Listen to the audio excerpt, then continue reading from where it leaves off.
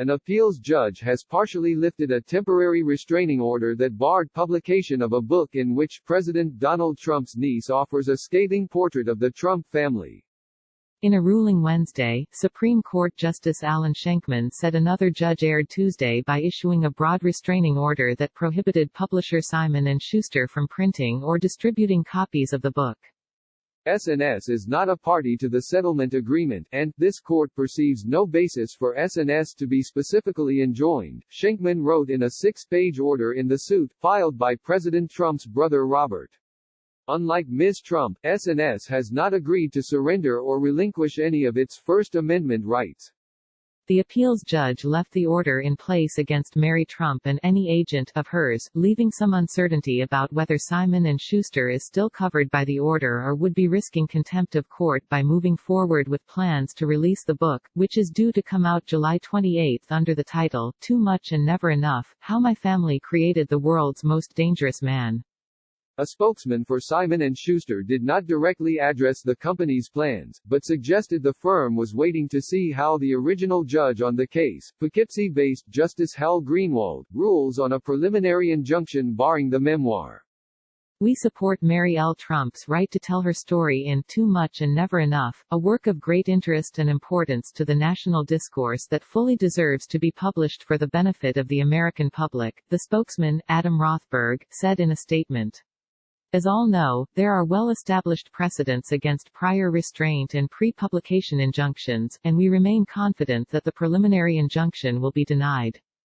The suit filed last week seeks to enforce confidentiality provisions in a settlement agreement several members of the Trump family entered into in 2001 to resolve litigation over the estate of President Trump's father, Fred Jr., who died in 1999.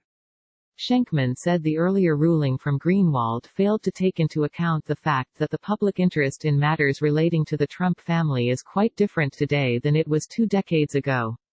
The legitimate interest in preserving family secrets may be one thing for the family of a real estate developer, no matter how successful. It is another matter for the family of the President of the United States, the judge wrote.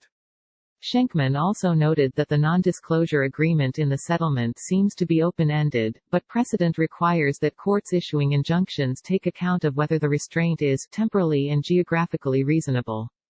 The passage of time and changes in circumstances may have rendered at least some of the restrained information less significant than it was at the time and, conversely, whatever legitimate public interest there may have been in the family disputes of a real estate developer and his relatives may be considerably heightened by that real estate developer now being President of the United States and a current candidate for re-election, the judge said.